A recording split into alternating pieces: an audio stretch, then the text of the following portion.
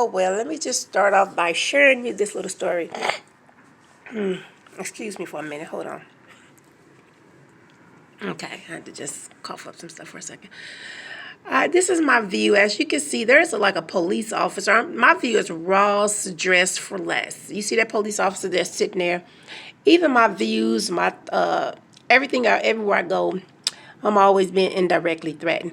And this is because just momentarily ago, I was blogging about the police officers. And as you can see, they're just sitting there now because that is just my view. In 2013, like if I was working in my salon, I had no choice but to look out the window because that was the view from my chair at the salon. That was the view.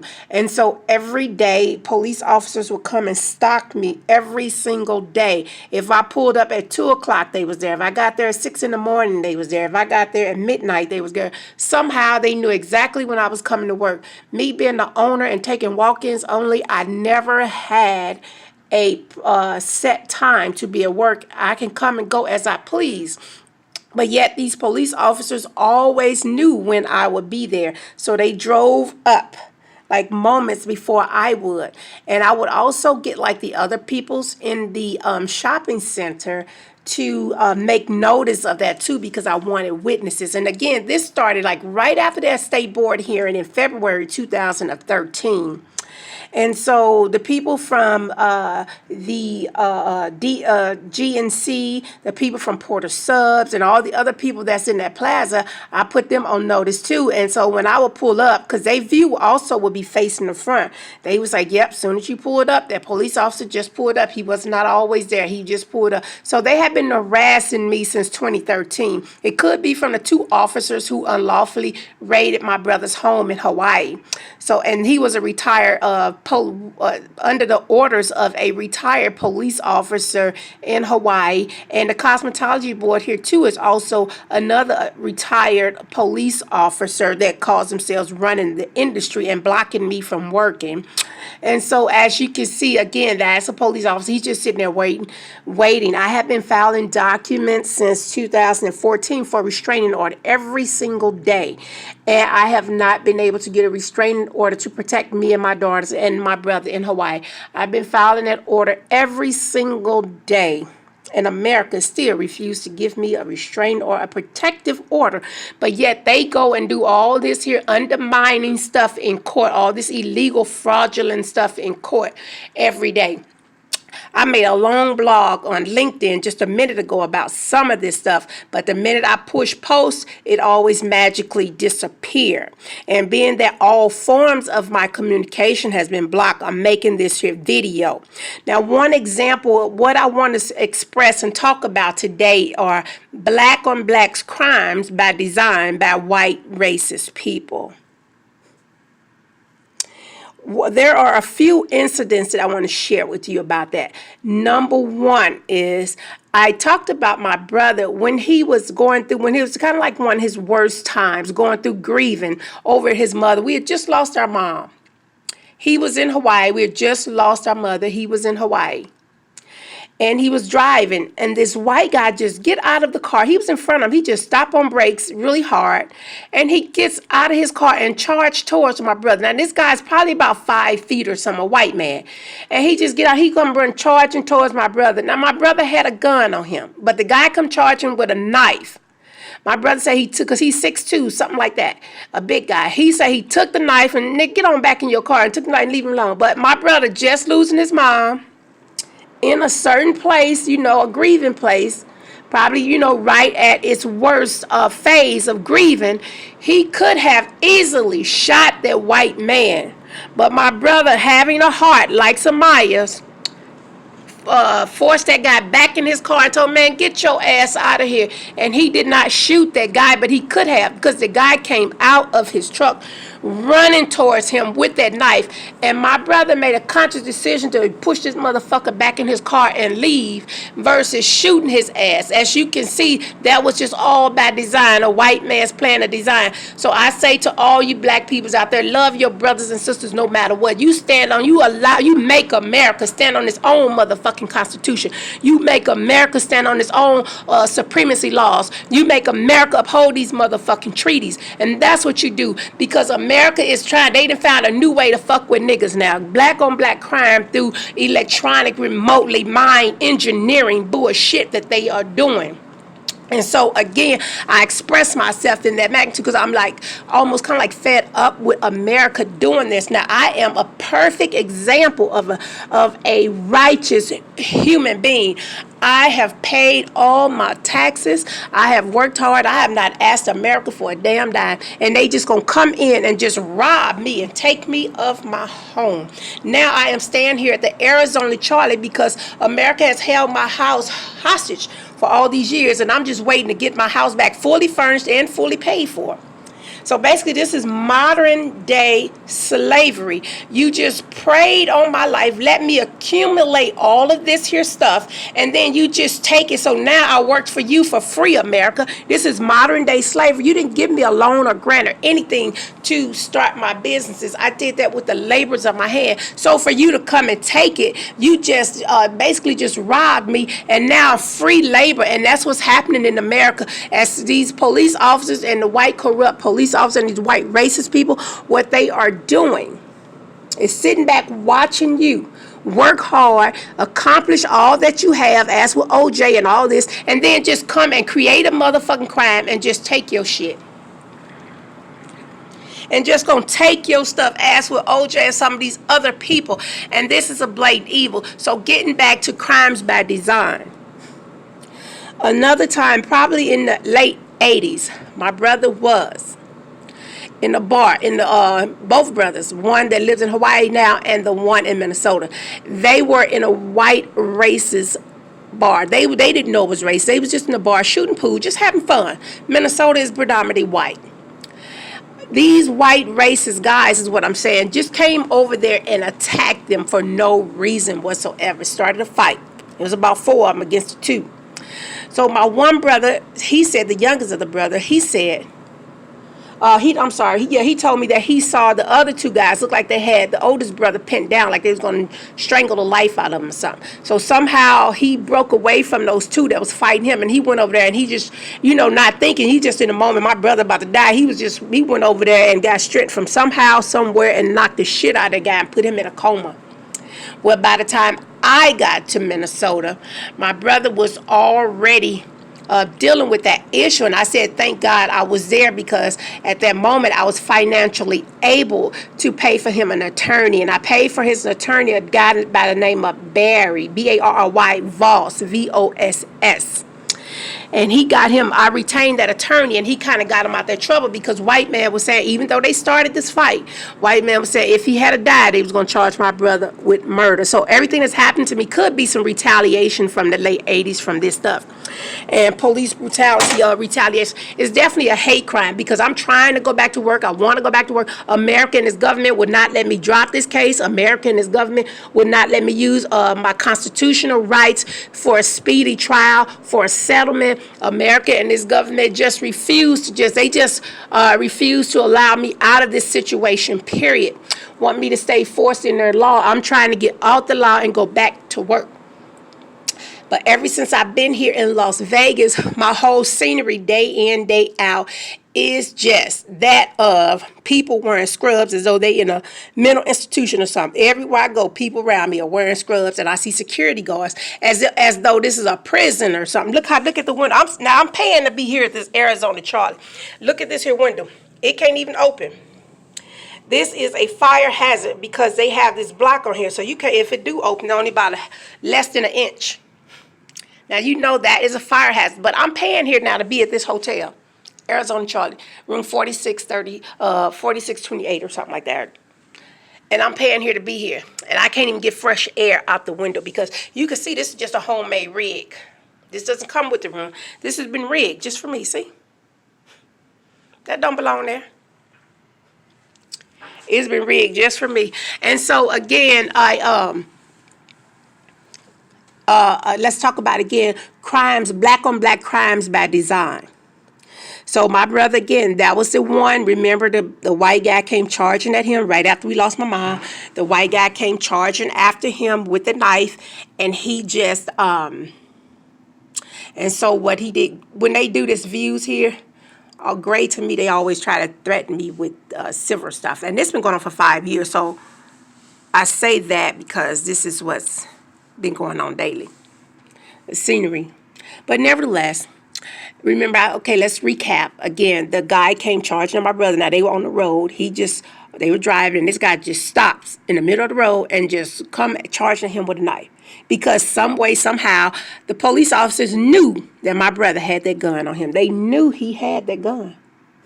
And they was hoping to get some kind of reaction. And then again, when they was in the bar, these some years prior, they was in the bar and the 4 guys, white guys, just attacked them for no reason. My brother and them got out of that situation. They whooped their asses and got out of that situation. Now, getting back to me, since I've been in Las Vegas, I wrote on LinkedIn, and that's why I'm making a video, because they won't let me push it through, so I just talk.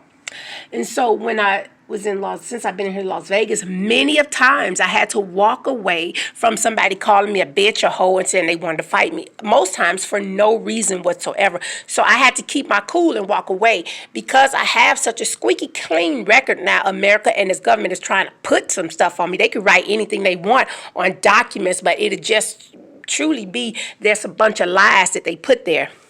But because I have a squeaky clean record and I'm not willing to bow down to them, they are just trying to create some stuff.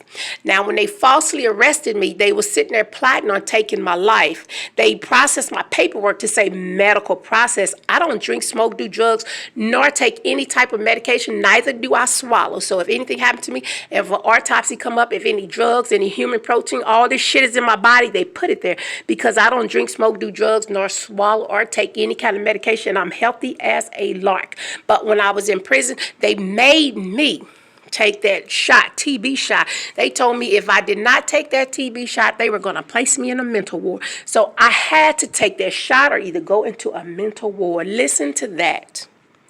The police officers in there told me that. And then because I didn't take the shot early on when they first said, they said, well, we'll have to put a mask on your face and chain you to a chair like a motherfucking terrorist. So I did that. But after 24 hours now, they said we'll put a mask on your face and we'll have to chain you to a chair. Now, mind you, they picked me up on some false, petty, misdemeanor bullshit. So because I refused to take the shot, now I am chained to a motherfucking chair like a terrorist with a mask on my face. After 24 hours of sitting on that, y'all saw it good, after 24 hours of sitting in that chair, because they said that if I didn't take the shot, I had to be isolated from the rest of the people there, and that they were waiting to give me a cell of my own. Well, after 24 hours, they lied. They threw me in with the general people anyways. And then because they said that if I didn't take the shot after them 24 hours, that they were going to put me in a mental ward. So now I had to make a conscious decision. So I said I'll take the shot versus them trying to put me in a mental ward. But on the way out, they still processed the paperwork as saying medically processed. Now, mind you, when I do get a room, when I got there and I got they put me in one of the holding cells, they still put me on the floor with a lot of people who was taking medication. It even looked like they had a few men in there because they was no longer trying to make it look like a jail cell. They was trying to make it look like a mental institution. So they even had men in their room with me. There was even a man in there. It was only bunks in there for 4 people, but there were 6 people. And the last person looked like a tall, 6-foot white drag queen man in that cell. When I first got there in the holding cell, it was like about 13 people in there and a whole bunch of trash on the floor. Now, you're talking about a little bitty, I don't know if it's a 5x5 room or whatever size that room is. Some people standing, some people's on the floor, and a few people's on the little seats that were provided. And so you talking about inhumanes or human violations. That's the way they had me there in the when I first got there. And then on the way to the jail, I said, you know, you didn't read me my Miranda rights. He said, so what? I don't have to. And then I say, well, you know that I am, my eyes are, I have like what you call or optical surveillance, illegal surveillance, optical surveillance. He says, so what? And I say that to the American people because according to the United States Codes 1806, it states that all of that digital evidence has to be brought in court as evidence. So then that officer blatantly says this, so what? Well, according to 50 United States Codes 1806C, it says that America has to enter all of that digital evidence, the maritime recording, all of this stuff that through this here chip device that they have to enter that in as evidence. So there's no way for that officer to lie or to get out of that.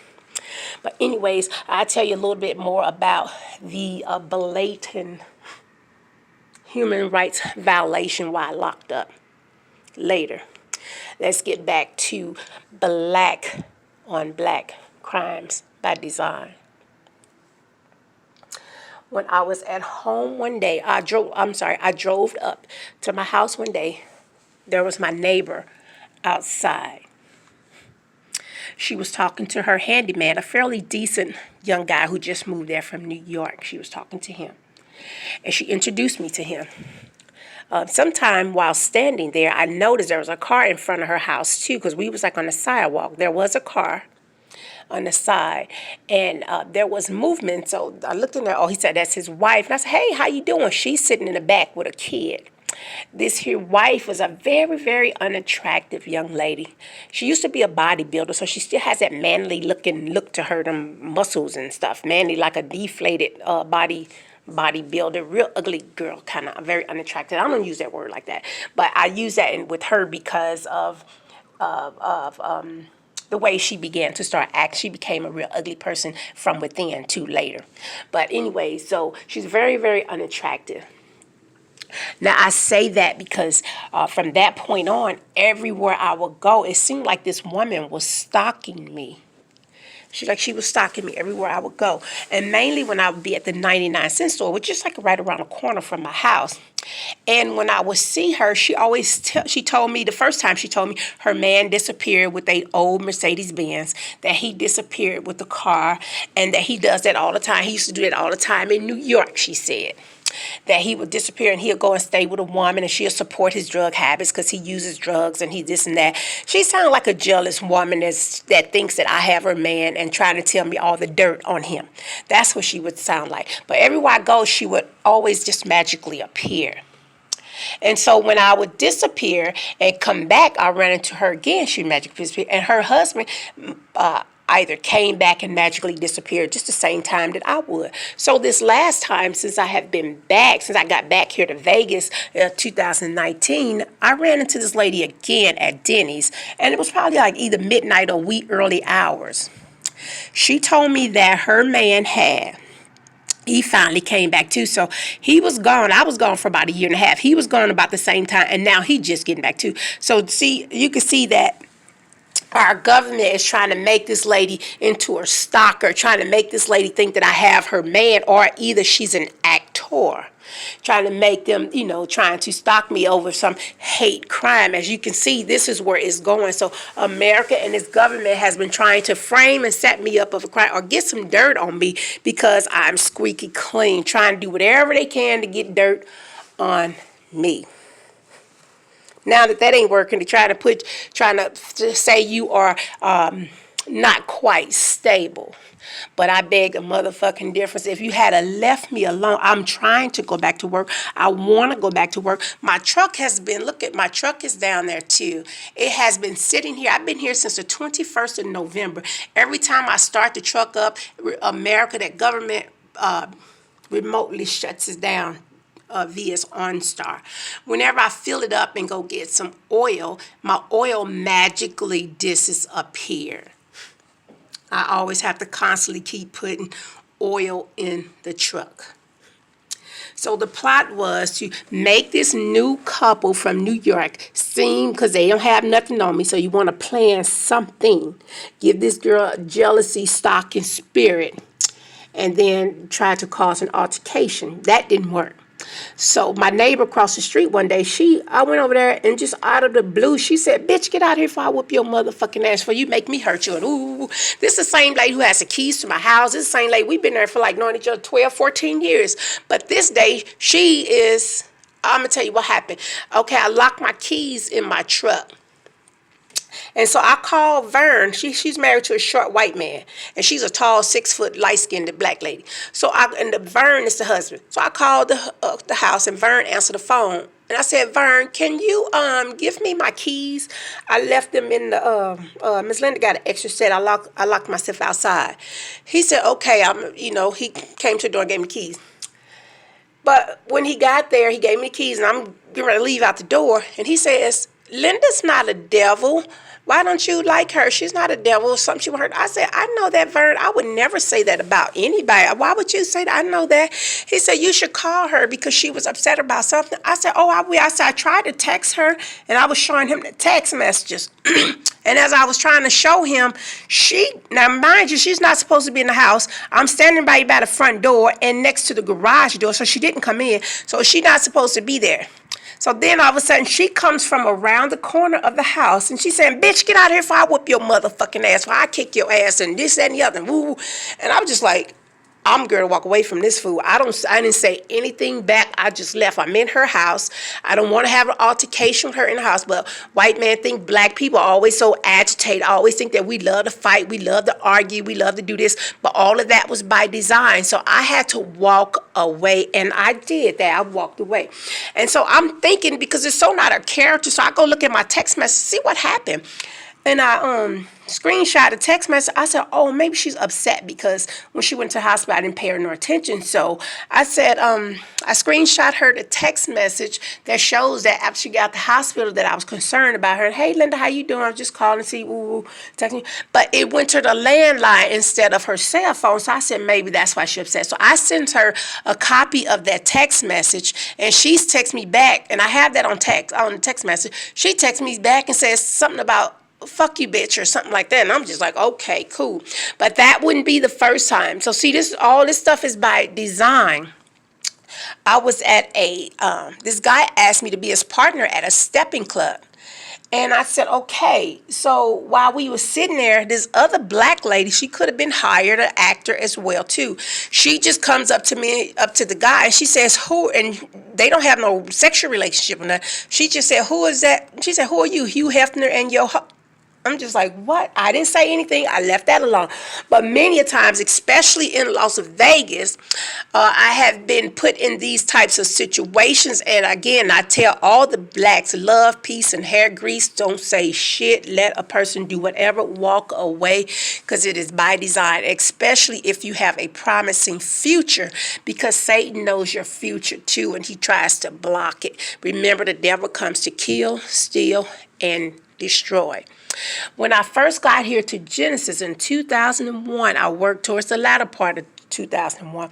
All the girls, as with today, wore hospital scrubs. You see, so this was all by design.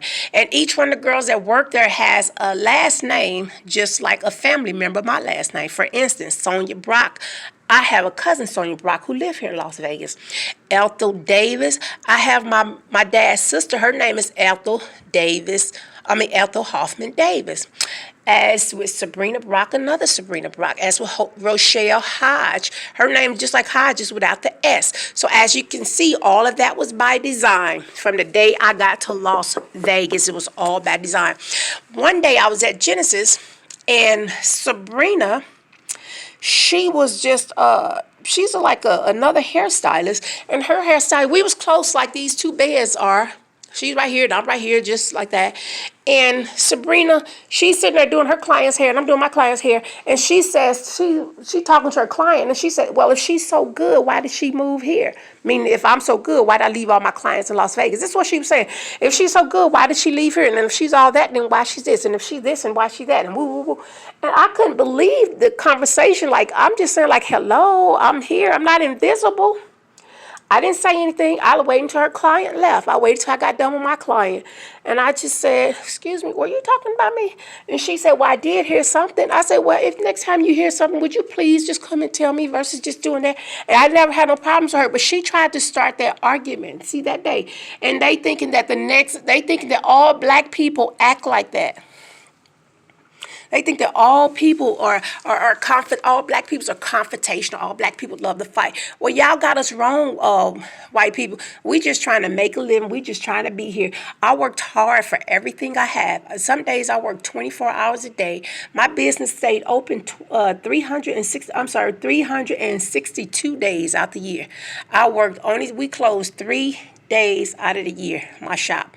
So I worked hard for that. And you just gonna come and take it. Then gonna try to act like she has some type of a mental stuff so you can just keep it. No, you're not. I'm gonna continue to keep fighting for that salon, continue to keep fighting for the brand that I built. I had already retained an attorney for my franchise. It was already patented and copywritten and the whole 9 yard, America. You just can't gonna come and take it and then gonna try to make it seem like she's mentally challenged or something is wrong, because that was their plot from the beginning.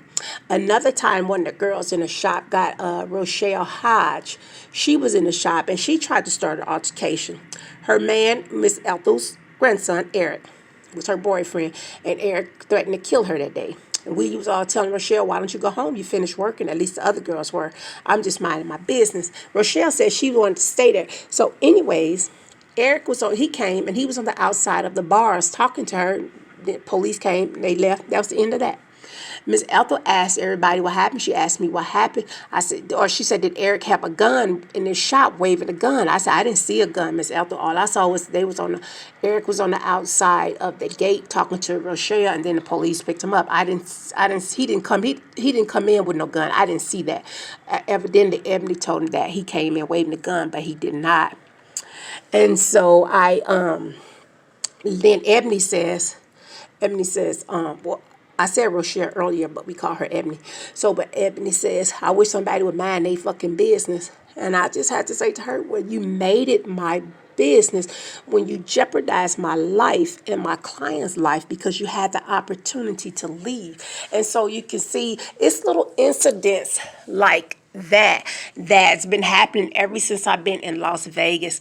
These people's from this here started from Minnesota to Las Vegas. I had to do the same thing in Minnesota, walk away from a whole lot of stuff. But it's just America, it's government, and it's corrupt police officers. They know that when you are loved by so many people, and I am, and because my salon was next door to a police station at 2443 Nicollet, and I would have girls lining up from 2, 3, 4, 5 in the morning waiting on me to open up. And so it was next door to a police station for many years. So when you are loved by so many people, you become under the radar as with Malcolm X, Martin Luther King, and all the other celebrities, and you become under America's radar. So what they want to do is get some kind of something on you so they can control you. And this is what's happening to all of our black peoples here in America. They don't want you to be of any substance. They don't want you to be righteousness because they call you a quiet hero. Sure, so what, America? I am a hero to my people. I am loved by everybody, but that's not a crime. Why are you so inferior? Why does that bother you? Why does that bother you, police officers? Why does that bother you? So now I'm under attack because I am loved by so many people. I'm under attack because I am Samaya. And so, again, I want to talk about another black on black crimes by design. Once in Minneapolis on a Lake Street in Nicollet, there was a car sitting outside, just as one of these cars, but the only difference was it was still running. The car was still running. There was no tint on the windows. There was a lady purse on the passenger side seat. Her credit cards were exposed. The keys were in ignition. And the car was parked where a lot of people go to that Kmart to shop. Kmart's to shop. Okay? Come to find out, there was a white woman's body in the back of that trunk of that car. A white man had then murdered his wife and then put her body in the trunk and then parked that car in a black neighborhood, hoping that a black person was going to come in and get that car, and they was going to pin them with the murder. White people had been doing this for so long. We have all of our brothers in jail for shit that they didn't do. And they have been getting away with this for so long. And now, because I am a quiet hero, because I am loved by many, because I am internationally known, because I pay all my taxes. They tried their first audit me and didn't come up with nothing. I love paying my taxes, and I don't mind paying them because I'm starting my franchise. So I need to report everything. If anything, I wished I could have cheated and gave y'all more money and said I made more money and paid more taxes so I can report more money, because I needed a certain amount of dollar amount to get to that franchise, and I had to keep it consecutive for 3 years, according to a franchise attorney. So if anything, I wished I could have paid you more money to keep them numbers up there. So I'm not trying to beat the system. I love the system. I cooperate with the system. So, but because I have a squeaky clean record, and speaking of that, when I was in Missouri, I filled out an application to feed the homeless and work with a Catholic society, a homeless society, where they had to run a background check. In Missouri, the background check comes squeaky clean. Before I left in 2013, I was trying to make a report about some of the stuff happening to me at the FBI bureau. And he said to me when I got there, I did this in person. He said, if I take your ID, we have to run a background check. We have to run this. If anything come up, we have to arrest you. And I'm just like, oh, shoot, do I give them this? Or what? Because I know I'm squeaky clean, but I know the system is after me. Or these here corrupt people, I should say, or was after me at the time. They were the ones, the police officer ones who was harassing me. But again, even in 2013, 14-ish, latter 13, early 14, my record come back squeaky clean. Since I've been back here to Las Vegas, I tried to get an apartment over there off of Martin Luther King. And it looked like one of these here extended stay kind of places. I forget the name of it, but it's off of Martin Luther King, somewhere over there by Walker's Furniture, up in that area a little bit, around about. And I tried to stay over there for a little bit. But the lady told me she was going to have to run a background check on me, and I said, okay, no problem. She ran a background check on me. It came back squeaky clean. I didn't like the area, the place, the apartment was horrific, and I didn't like the place. But my record come back squeaky clean again. So what is it, America? And now that my record is coming back squeaky clean, what America's doing now, everywhere I go, like for instance, the other day I was downtown on Fremont Street, and I had because I was just waiting on the time for the courts to open. And I was down there some hours, not a few, but some hours earlier. So I'm wasting time. And so I just sit there and I say, I'm going to play the penny machine. Just take my time and play this penny machine. Well, I creeped up on the $36. Woo, yay, $35. I was happy because I don't gamble.